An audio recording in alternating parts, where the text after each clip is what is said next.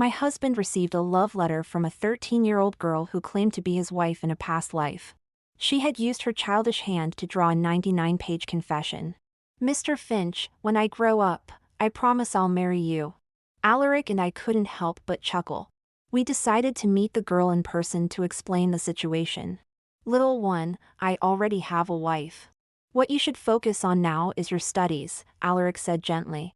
Back home, I teased my husband about breaking the young girl's heart. He just smiled enigmatically.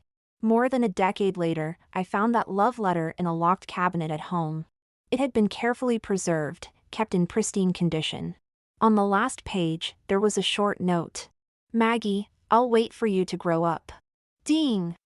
This novel reminds you to click the subscribe button in the bottom right corner to read the complete novel. I stood frozen for a long time when I found this love letter in the safe at our old home. Multicolored card papers were glued together, each cut into the shape of a heart. This was given to Alaric Finch over a decade ago by a 13-year-old girl. There were 99 heart-shaped card papers in total. Because the girl was so young, Alaric and I treated it as a joke. Little one, I already have a wife. What you should be doing now is focusing on your studies, Alaric told her. After he said this, the little girl ran away crying. When we got home, I teased my husband about breaking the little girl's heart. He just smiled noncommittally. How did this love letter end up here now? I turned the pages one by one, and on the last page of the letter, I saw a line of writing. I recognized the handwriting immediately. It was Alaric's. Maggie, I'll wait for you to grow up. I was stunned because the girl who gave Alaric the love letter was indeed called Maggie. I covered my mouth in disbelief. My body started to shake, but my mind was unusually clear. I looked at the remaining letters in the safe and opened them one by one. Mr. Finch, I'm in year 9 now. This year, I'm another year older, only 4 years away from 18. Remember your promise to wait for me to grow up. Mr. Finch, today is my midterm exam. Please wish me luck for good results. I did poorly in the exam, wah. Mr. Finch, Mum scolded me. Mr. Finch, today I became a real woman. I had my first period. Do you know what this means? It means I can have babies for Mr. Finch now. Mr. Finch.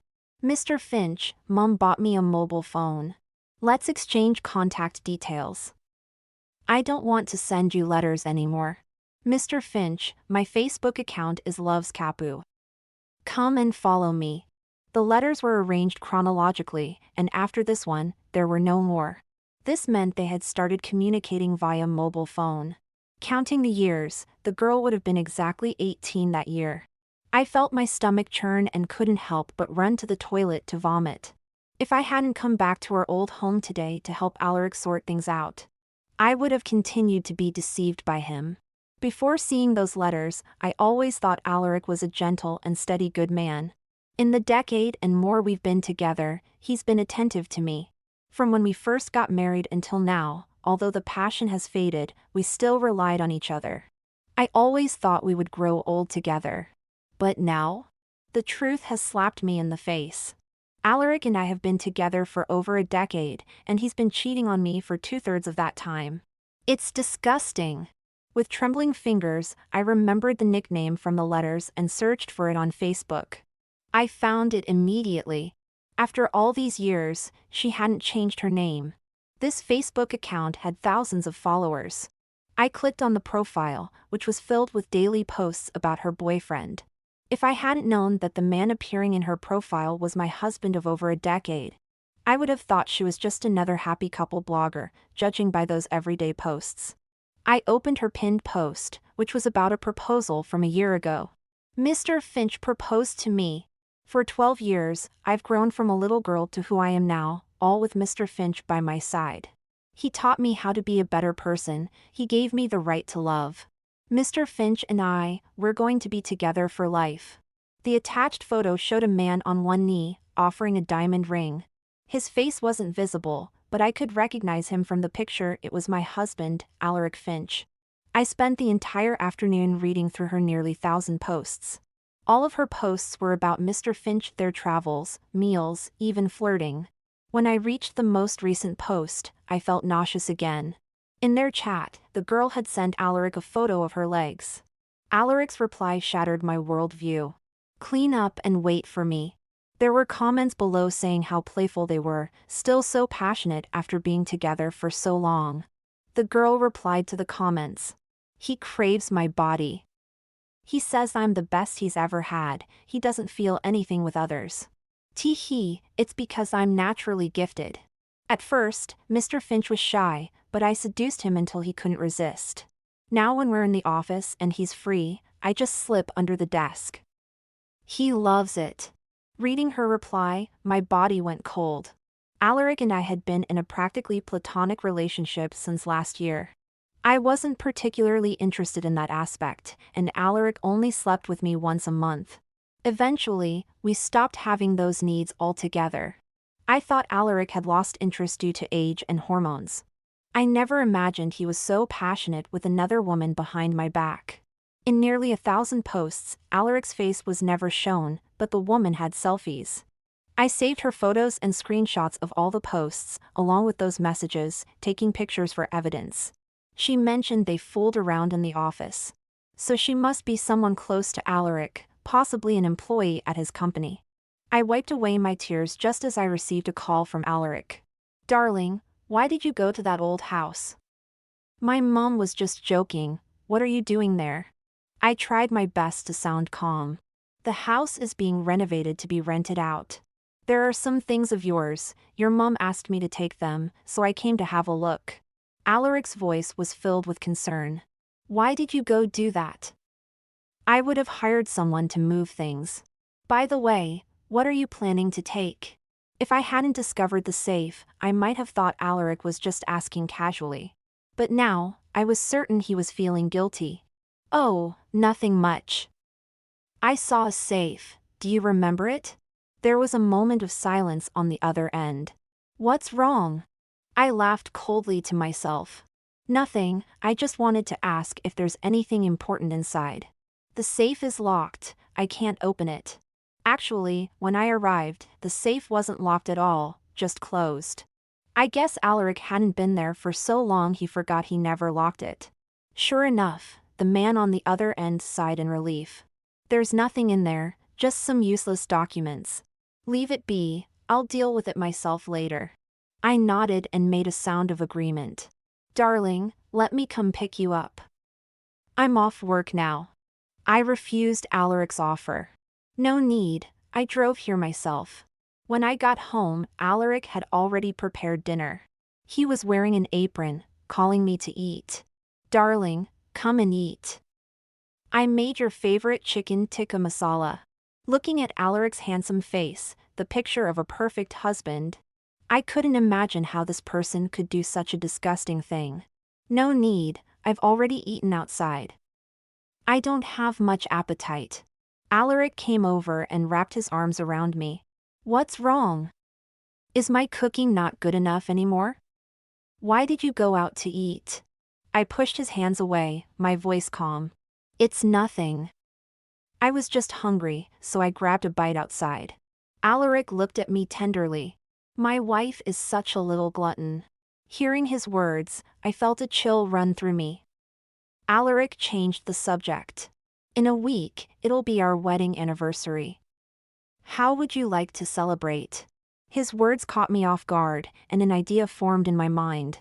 Anniversary, oh, I forgot about that. Alaric looked a bit hurt. How could you forget such an important date? I apologized, I'm sorry. Kate's been heartbroken these past few days. She wants to get away for a bit, and I promised to go with her to Thailand for a few days. You promised her? I nodded. I had no choice. I just agreed today, and she's already booked the tickets. I was about to tell you that I won't be able to spend our anniversary together. We can make it up when I get back, okay? Alaric wasn't happy, but after more apologies, he reluctantly agreed. All right then. Have a good time. I made an excuse about needing to rest and went back to our room.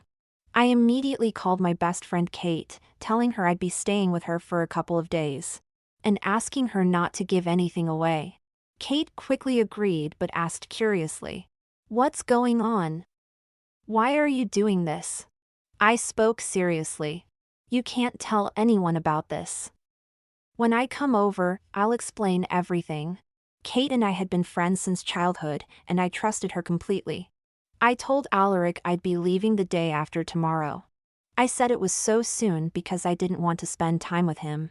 I was afraid I couldn't keep up the act. The next day, I packed my things and went straight to Alaric's office. I rarely visited Alaric's workplace, and when I did, I usually waited in the car. I certainly never interfered with his employees. But this time, I went up without warning. As soon as the lift doors opened, I saw the girl Alaric was having an affair with.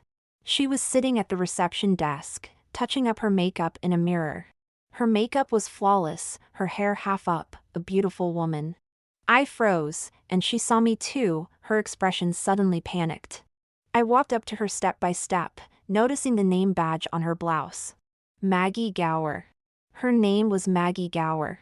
I looked at her face, she seemed completely stunned. "Where's your boss?" Maggie's face turned pale. "He's in his office." I nodded, still looking at her face, and asked curiously, "You look familiar. Have we met before?" Maggie was flustered for just a moment before regaining her composure. She stood up, smoothing her skirt. "You must be Mrs. Finch. Perhaps you've seen me during your visits to the office." I smiled faintly and continued, "You look very pretty. Do you have a date with your boyfriend tonight?" Maggie nodded, tilting her head up with a hint of pride in her eyes. "Yes, my boyfriend is taking me out for French cuisine." I said nothing and turned to find Alaric. Alaric was drinking tea in his office and looked surprised when he saw me. "What brings you here? What, am I not welcome?" Alaric's smile became a bit forced. "Of course not. What's up? Didn't you have plans for a spa day with Kate?" "I'm leaving tomorrow, and I miss you, darling. Let's go out for dinner tonight." I took Alaric's hand. He hesitated for a moment before nodding. "What would you like to eat?" I smiled slyly. "Let's have French cuisine." Alaric's expression went blank for a moment.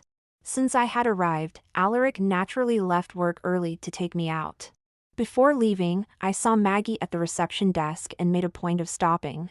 "Thank you for the suggestion. My husband and I are also going for French cuisine tonight. Enjoy your date." Ignoring Maggie Gower's murderous expression, I continued walking forward. While having dinner with Alaric, I was distracted, constantly checking Maggie's Facebook. As expected, she had posted a complaining status. "That bloody old hag. Why did she have to come? That wretched old woman, why doesn't she just die?" Her followers asked what happened in the comments, but Maggie didn't reply. During dinner, Alaric's phone kept ringing incessantly. "You should answer it. It might be something important." Alaric nodded stiffly. "I'll pop to the loo for a moment." When he left, I followed him to the restroom. At the door, I could hear Alaric on the phone with Maggie. "Darling, please don't be angry. It's all my fault. She'll be gone tomorrow, and I'll spend all my time with you, all right? Don't be upset." Alaric spent a long time on the phone trying to placate her. Before they finished talking, I quietly retreated and returned to my seat. After dinner, perhaps because Maggie was still causing a fuss, Alaric made an excuse about having to go back to the office. He dropped me off at home before hurriedly leaving again. That evening, I saw another Facebook post from Maggie. "Tomorrow, I'll be the lady of the house.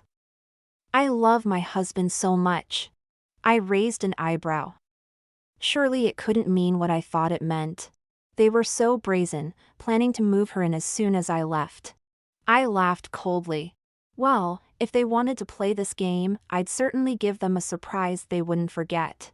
The next morning, I packed my things, said goodbye to Alaric, and got into Kate Sheffield's car. At Kate's house, I told her everything that had happened. She was furious, even more upset than I was. "He deserves to rot in hell. How can anyone be so disgusting?" Kate started crying as she spoke. I hugged her, torn between laughter and tears. "Oh, Lorena, you poor thing. I feel so awful for you." After she finished crying, Kate immediately introduced me to a solicitor. The solicitor came to the house, and I handed over the evidence I had. It's best to have concrete evidence. That way, the court case will be foolproof. Hearing the solicitor's words, I smiled. I don't have solid evidence yet, but I will in a few days. The very night I left, Alaric actually brought Maggie back to our house. I recognized our curtains in the photo Maggie posted. After being together for over a decade, I've finally become the lady of this house. The comments below congratulated her, thinking they had moved into a new home and were celebrating. Well, if they were going to play house, I might as well add fuel to the fire. Every day, I sent Alaric doctored photos. On our wedding anniversary, I went around meeting Alaric's parents, neighbors, colleagues, and friends. Today is Alaric and my wedding anniversary. Please help me give Alaric a surprise. I had only organized everyone to do this an hour before, fearing they might leak the information. The most likely to spill the beans were Alaric's parents and friends. I held Alaric's mother's hand, speaking in a sweet voice. "Mom, Dad, you mustn't tell Alaric. I've been planning this for ages to give him a surprise." Mrs. Finch grumbled. All right. You young people and your fancy ideas. If you want to celebrate, just celebrate. Why all this fuss?" With a forced smile, I said, "Mom and Dad, please turn off your phones. I've arranged for a car. We'll be leaving soon." At my insistence, everyone in the car turned off their phones. They chatted idly while Alaric's parents complained about my wasteful spending. I remained silent, staring out the window. In all the years I'd been with Alaric, his parents always felt I wasn't good enough for him. Alaric and I were child-free by choice, which was another point of contention for his parents. What hurt me the most was when they tried to set Alaric up with someone new, having already found a suitable woman. When Alaric found out, he was furious and moved us out of his parents' house immediately. Before planning this, I wondered if I really wanted to make things so awkward. But then I thought about how Alaric had lied to me for so long, wasting my entire youth. I had dedicated my whole youth to him. Would a simple divorce be enough to compensate for my loss? Liars should swallow 1,000 needles. If Alaric still had a conscience, today would just be an ordinary surprise. If not, well, I'm sorry, but if he has no heart, why should I care about saving face for him?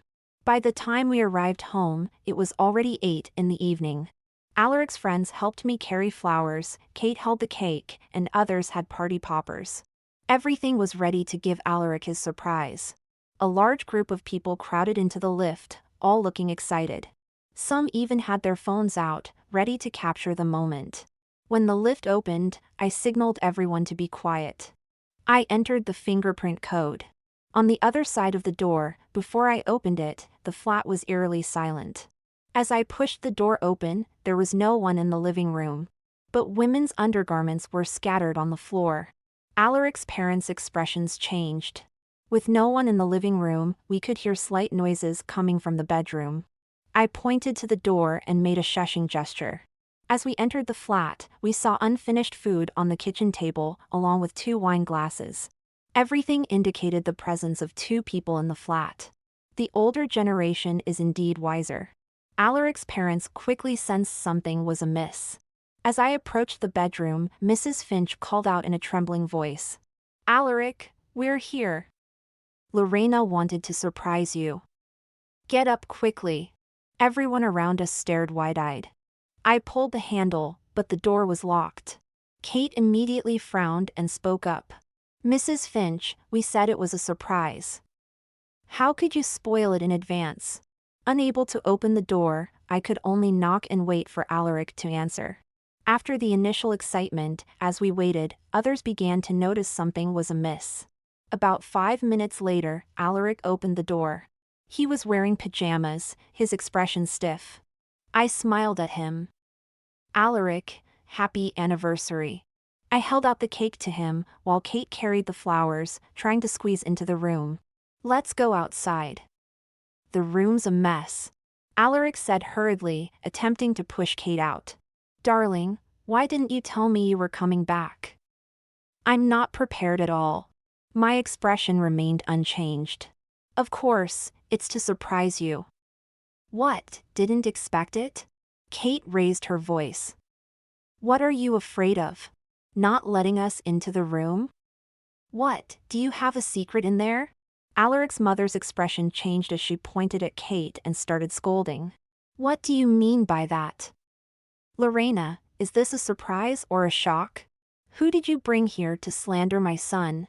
My face turned cold. How did she slander Alaric? Alaric's mother's face flushed, unable to speak. Alaric's father pulled me aside and tried to mediate. All right, today's a happy day. Alaric, come out. The room's too small. Let's cut the cake. Yes, it's a good day. Darling, let's go out and cut the cake, Alaric agreed hastily. I shook off Alaric's father's hand and looked directly into Alaric's eyes. What if I insist on entering the room? After this statement, the atmosphere around us froze. I had never seen Alaric so flustered before. He seemed to be in a daze, his lips twitching into a smile worse than crying. Darling, there are so many people. The room can't fit everyone. I smiled, my eyes curving. Alaric, can't I enter my own room? Lorena, what are you making a fuss about? Are you mad? Are you trying to make things difficult for my son? Get out, all of you. This anniversary is ruined. Alaric's mother started to drive people away, trying to get rid of all the relatives and friends. Alaric's friend seized the opportunity to speak. Well, Mr. and Mrs. Finch, we'll be heading off then. We won't disturb you too. They had also realized this wasn't a simple surprise. Their expressions were complex, not wanting to get involved. Why the rush? The cake hasn't even been cut yet. Why so eager to drive people away? Got something to hide? Kate rolled her eyes and quipped. I just kept looking at Alaric. Will you let me in or not? Alaric's body trembled. He tried to reach out and hug me. Darling, can we talk about this later? I dodged him, my voice cold. Fine, we'll talk later. I won't go in this time, to save your face. You've used up your chance. There won't be another. Alaric's eyes were confused. His gaze shifted, and finally, he gave in. Come in then. I pushed him away. Kate was behind me with her phone, recording everything while talking loudly. Where are the party poppers? Why haven't they been set off yet? Hurry up! Where's the surprise gone? Reluctantly, Alaric's friend set off the party poppers. Streamers floated in the air as I walked into the room. It was messy, but I didn't see anyone else or any women's clothes. Barely a minute after I entered, Alaric's mother tried to pull me out. All right, you've seen it all. Let's go now. I frowned. I'm just getting a coat. It's a bit chilly. After I said this, everyone's gaze turned to the large sliding wardrobe next to the bed, which could easily hide a person inside. Alaric stepped forward anxiously. I'll get it for you. I didn't move, watching him open the other side of the wardrobe, take out one of his coats, and walk over to drape it over my shoulders. There, can we leave now? Alaric's mother spoke, unable to contain her impatience. I turned my head slightly to look at Alaric beside me. Alaric, do you love me? Alaric's face was pale. Of course I love you. How much? Alaric's eyelashes began to tremble. You're the person I love most in this world. I smiled, with a hint of reproach in my voice. Then why did you bring me this leather jacket? Don't you know that I love that coat in the wardrobe the most? It's the one I wore when you proposed to me. On such a special day, I'd like to wear that one. I walked forward, intending to open the other wardrobe door. At that moment, the door opened by itself. A woman wearing only a coat emerged. Her body was naked underneath, with just the coat draped over her. That coat was my coat. Her hair was disheveled, but her makeup was still impeccable. As she came out, she put on the coat properly and tied up her messy hair with a hair tie. At this moment, everyone was stunned. Alaric pointed at her, stammering. You, who are you? Maggie rolled her eyes at Alaric. Stop pretending. Can't you see she's already found out? Maggie then looked at me. Her red lipstick was smudged, and she held her head high towards me. Lorena, you can stop acting too. It's pointless. You discovered it last time you came to the office, didn't you? Yes, Alaric and I are together. Since everyone knows now, you might as well get divorced.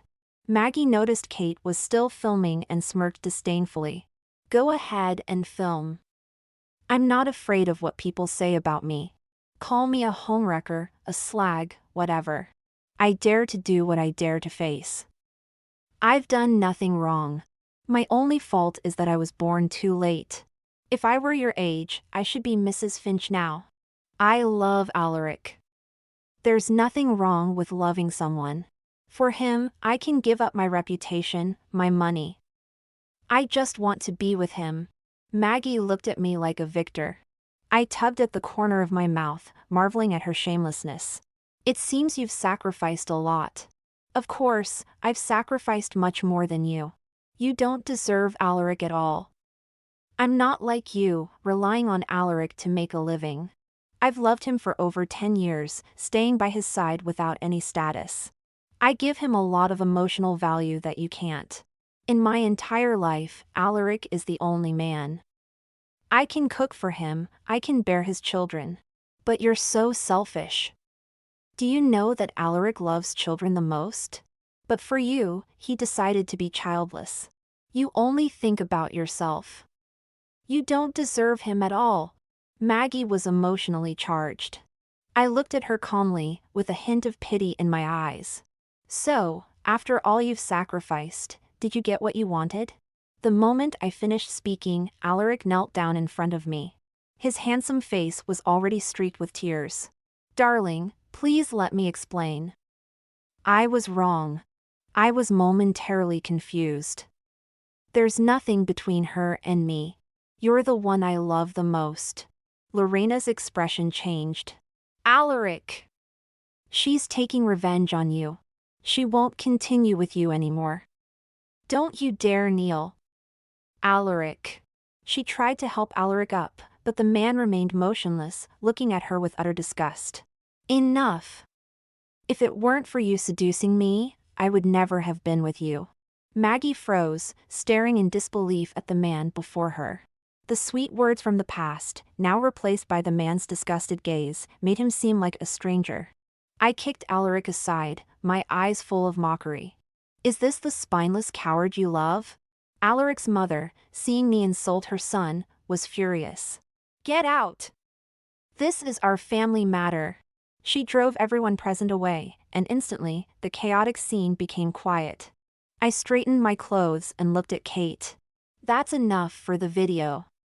What a surprise, eh? Dad, Mom, don't you think? Oh, I forgot, I'll have to change how I address you from now on. We're no longer related. Alaric was still begging me for forgiveness, a grown man crying pathetically. I looked at him with utter disdain. You've lied to me for so many years, and you still have the audacity to ask for my forgiveness? Thinking back on the 10 years we've been together, I feel utterly disgusted. Tomorrow, I'll have my solicitor talk to you. Alaric, we're getting a divorce. I left with Kate, but his mother grabbed us like a madwoman. You're not going anywhere. You scheming harlot, you planned this all along, didn't you? Delete that video. Her grip on my arm was painful. If you don't let go, I'll call the police. Then it won't just be these people who know. I'll make sure everyone knows about your son's disgraceful behavior. At my words, Alaric's mother was frightened into releasing her grip. I left the room with Kate. The news of Alaric's affair spread like wildfire, and within half a day, everyone around us knew about it. Even the neighbors in our estate were discussing it. I didn't give them time to recover. The next day, I brought a solicitor to their house to discuss compensation and divorce. Alaric looked like he had aged a decade, his face haggard. I won't divorce you.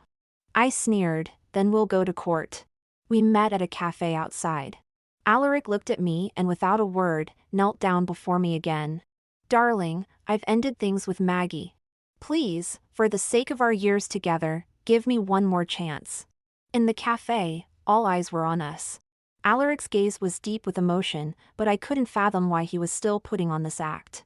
I threw the printed photos in front of him, letters Maggie had sent him. You've been lying to me since the day we got married, Alaric. How dare you say such things? I feel nothing but disgust for you. Alaric's face turned ashen. He looked at the letters and laughed bitterly. I knew you must have seen those letters. I should never have kept them. If you hadn't kept them, you'd have continued deceiving me? If you had any conscience, you'd sign the divorce papers instead of kneeling here without an ounce of dignity. You're even worse than Maggie. I mocked him. Alaric stared at me, dumbfounded. Darling, I truly regret what I've done. I know I've made a terrible mistake. I crossed a line I shouldn't have, but I truly love you. At first, I didn't cheat. She kept sending me letters and strange photos. I'm just a man with normal needs. I made a mistake in a moment of weakness, and by the time I regretted it, it was too late. Darling, I lived in fear every day, afraid you'd find out, afraid you'd leave me. I don't love her at all, not one bit.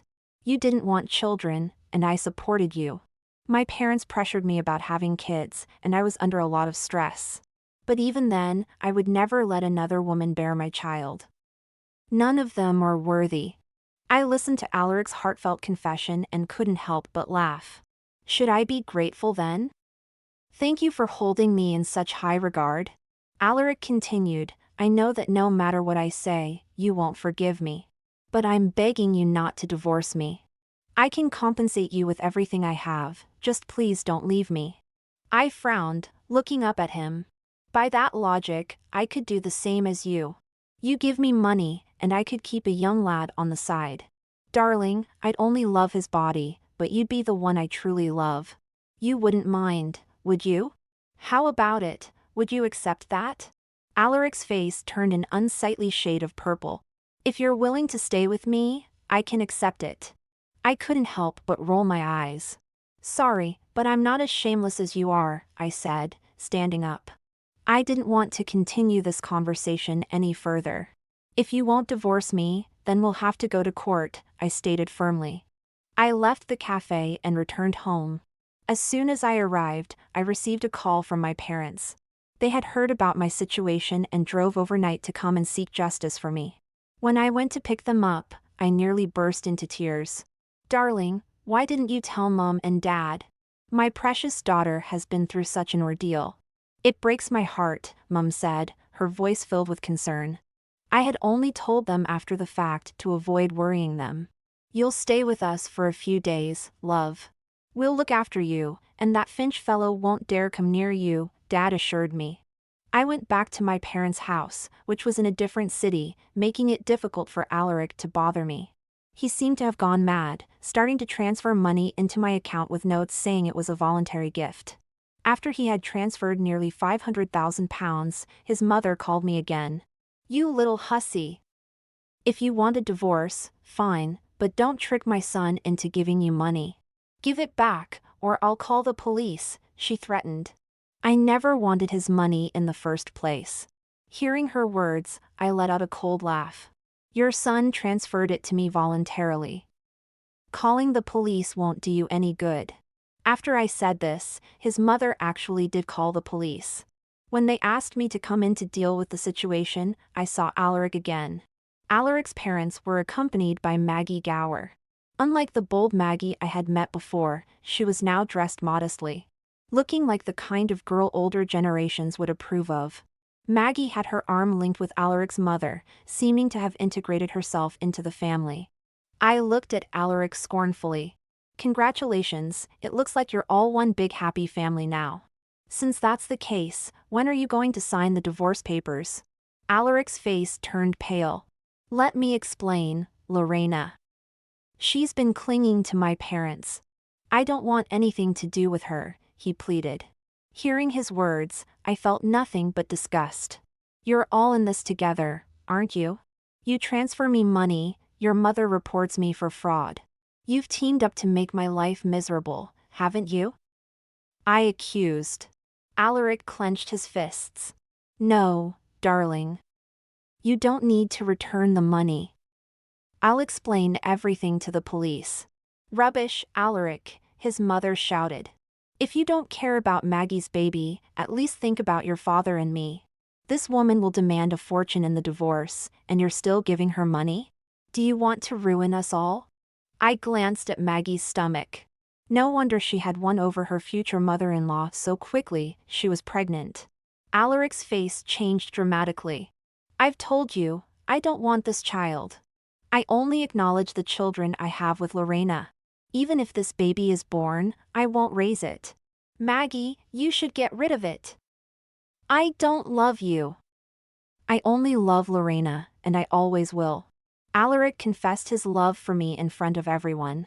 Maggie's body trembled, her lips nearly bleeding from biting them so hard. Her eyes were filled with hatred as she looked at me. At the police station, despite Alaric's insistence that he wasn't defrauded and had transferred the money voluntarily, his mother still demanded that I return it. I never wanted Alaric's money in the first place and only came because his mother had called the police.